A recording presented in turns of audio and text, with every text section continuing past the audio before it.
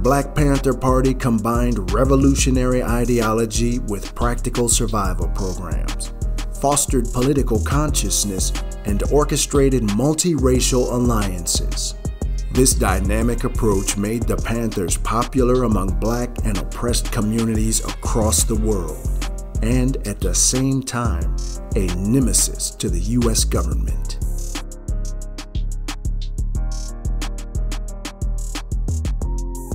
The FBI's counterintelligence program, or COINTELPRO, secretly and illegally tried to destroy liberation movements through all means.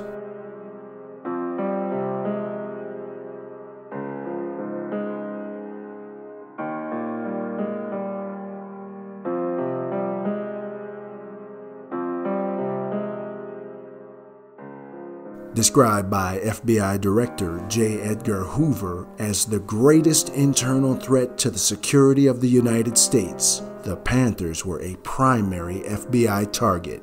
The COINTELPRO destroyed Panther chapters all over the country. Party members were subject to all forms of harassment, illegal surveillance, false arrest, and imprisonment.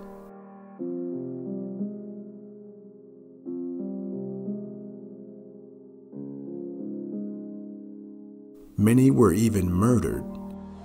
Black Panthers remain incarcerated to this day.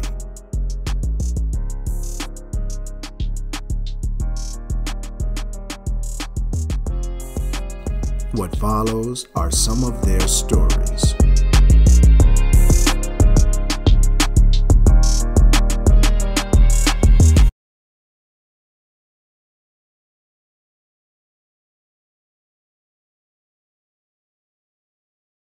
Through the early 1970s, East Baton Rouge, Louisiana remained entrenched in the ways of Jim Crow. It wasn't until 1972 that the district's segregated high schools were integrated. Students from the all-black Northwest High School were enrolled at the all-white Zachary High School.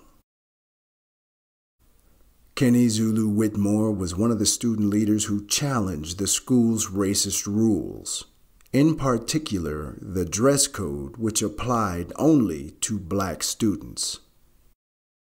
At the age of 18, Zulu was arrested on frivolous charges. While in jail, he met Herman Wallace.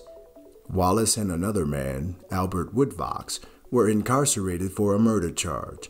While at Angola, they organized the first and only Panther chapter behind bars. Robert King, another Angola prisoner, joined the chapter. Collectively, the Angola Three spent almost 120 years in solitary confinement due to their political beliefs. Eventually, all three were released from prison, King in 2001, Wallace in 2013, Woodfox in 2016. Wallace passed away days after his release. Woodfox died in 2022.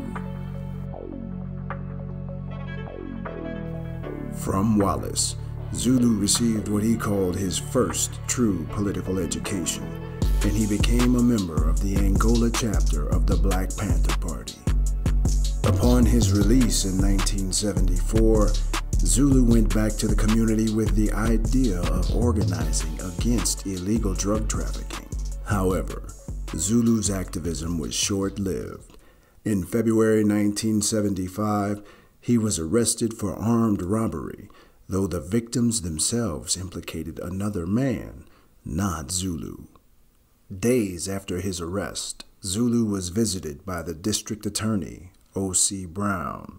Brown offered to drop the armed robbery charge against Zulu in exchange for testimony against his friend, Mr. Donahue. Donahue was said to be charged with the first-degree murder of Marshall Bond, the ex-mayor of Zachary, Louisiana. Bond was found murdered in August of 1973 at his home near East Baton Rouge. Brown needed a key witness. He threatened Zulu with life in Angola prison if he didn't cooperate. Zulu demanded to speak with his lawyer. Instead, police took him to the woods and beat him and choked him. Brown now wanted to charge Zulu himself with Bond's murder. Zulu was taken back to his cell and beaten some more. After days of torture and punishment, Zulu signed a statement implicating himself in the murder.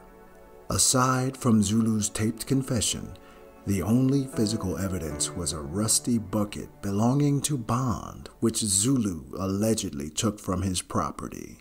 In March of 1977, Zulu was found guilty and sentenced to life plus 99 years. Zulu was sent to Angola prison, known as the Last Slave Plantation. 2 hours after his arrival, he was placed in solitary confinement, a 9 by 6 foot cell with virtually no access to the outside world. Zulu's confinement was entirely due to his affiliation with the Black Panther Party. In 2014, Warden Burl Cain tried to justify Zulu's inhumane treatment, asserting that the Black Panther Party advocates violence and racism. Cain offered to consider Whitmore's release from solitary confinement if he denounced the Panthers. Whitmore refused. Zulu was finally released from solitary confinement in 2015.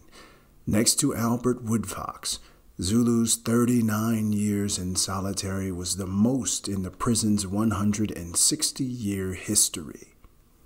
Since the trial, numerous problems with Zulu's case have been discovered. Emily Posner, one of Zulu's attorneys, describes his conviction as the result of prejudiced investigation, prosecutorial misconduct, and withheld exculpatory evidence. Connections between District Attorney O.C. Brown and the Ku Klux Klan have surfaced. Although he died in 2008, O.C. Brown's private practice continues to operate in Baton Rouge. Zulu still seeks to be released, but remains deeply focused on the cause of liberation. Kenny Zulu Whitmore is now 77 years old. He has been in prison for almost 48 years.